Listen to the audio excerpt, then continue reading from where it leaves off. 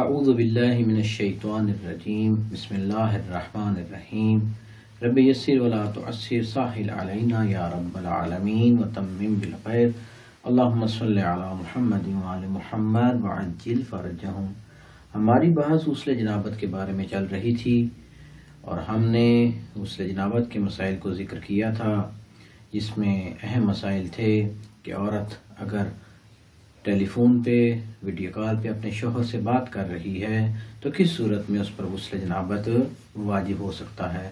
تو کافی لوگوں نے سوال کیا اورل سیکس کے بارے میں کہ فقہ جعفریہ میں کیا اورل سیکس جائز ہے یا نہیں۔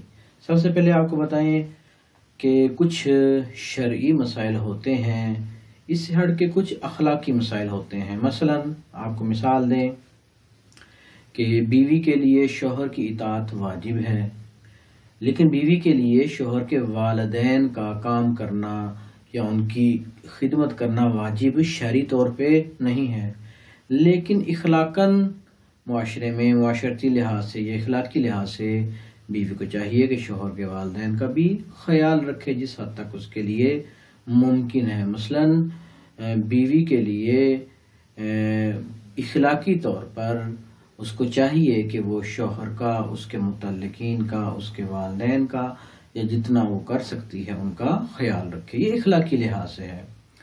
شرعی مسائل جو ہیں ان کو بیان کرنے میں شرم نہیں ہونی چاہیے۔ ممکن ہے بعض لوگ کہیں کہ یہ کس طرح کے مسائل آپ بیان کر رہے ہیں، لیکن حقیقت یہ ہے کہ لوگ ساری عمر، ساری زندگی مسئلہ نہ معلوم ہونے کی وجہ سے حرام میں مبتلا ہو جاتے ہیں، لیکن مسئلہ معلوم نہیں کرتے۔ لہٰذا ایسے مسائل کو بیان کرنے کی ضرورت ہے۔ اورل سیکس کا مطلب ہے کہ شوہر بیوی کی شرمگاہ کو کسنگ کرے اور بیوی جو ہے وہ مرد کی شرمگاہ اعلی تناسل کی کسنگ کرے، یا مثلا اس کو منہ میں لے، اس کو مثلا اس طرح چوسے، تو کیا یہ شرعی طور پر جائز ہے یا نہیں جائز؟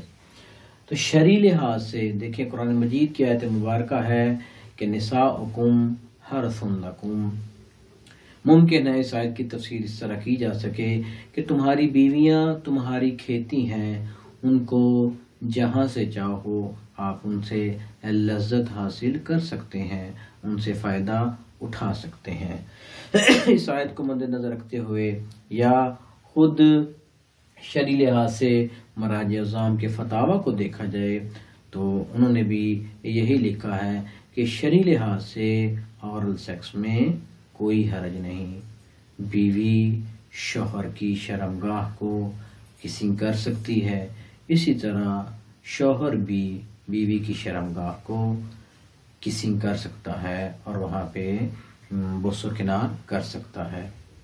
اب آپ کہیں گے مثلا کسی کو نفرت ہوتی ہے، کسی کو گھن آتی ہے یا کسی کو اچھا نہیں لگتا، تو یہ ایک الگ بات ہے، اپنا اپنا مزاج ہوتا ہے، ٹھیک ہے۔ آپ یہ نہیں کہہ سکتے کہ اس اچھا نہ لگنے کی وجہ سے یہ حرام ہو گیا ہے، نہیں۔ اچھا نہ لگنا اخلاقی طور پر یہ ایک اور بات ہے، حرام ہونا ایک اور بات ہے۔ لہٰذا اخلاقی لحاظ کو ایک دفعہ اگر ہم سائیڈ پر رکھیں، شرعی مسئلہ اگر آپ پوچھنا چاہیں تو شرعی لحاظ سے اورل سیکس جائز ہے، اس میں کوئی شرعی مسئلہ نہیں ہے۔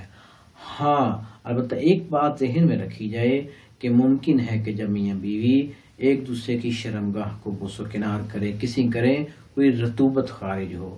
ہاں اگر وہ رطوبت خارج ہو، بے شک وہ رطوبت پاک بھی ہو، جیسے منی نکل سے پہلے مزی نکلتی ہے، وضی نکلتی ہے، بے شک وہ پاک بھی ہو، اس کو آپ نہیں نکل سکتے، بلکہ پہلی تو بات یہ ہے کہ جیسے محسوس ہو کہ کوئی نہ کوئی نمی، کوئی گیلی چیز نکلے گی، وہاں سے ہٹ جانا چاہیے۔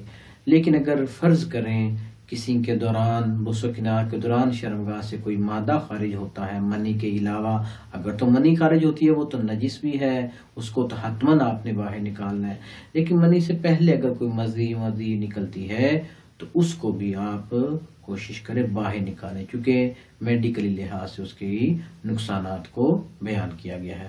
لہٰذا ہم آپ کو واضح طور پہ بتا رہے ہیں کہ یہ ہم نے اس کا شرعی حکم بتایا ہے کہ شرعی لحاظ سے اورل سیکس کا کوئی مسئلہ نہیں کر سکتے ہیں۔ ہاں جس کو مزاج جس کا نہیں ہے، جس کو گھن آتی ہے، جس کو نفرت ہے، یا جس کو اخلاقی طور پر یہ چیزیں درست نہیں لگتی، یہ ایک الگ بات ہے۔ آپ کا اخلاقی طور پہ آپ کو اگر درست نہیں لگتا، اس کا یہ مطلب نہیں کہ یہ چیز حرام ہو جائے گی۔ براج نظام کے فتاوی موجود ہیں کہ شرعی لحاظ سے عورت سیکس کو کوئی کسی قسم کا مسئلہ نہیں ہے۔ اسی کے دوران اگر فرض کریں، اسی کے دوران اگر کوئی نہ کوئی مادہ نکلتا ہے، اس کو فوراً باہر نکال دینا واجب ہے۔ وصلی اللہ علی محمد وآلہ اجمعین۔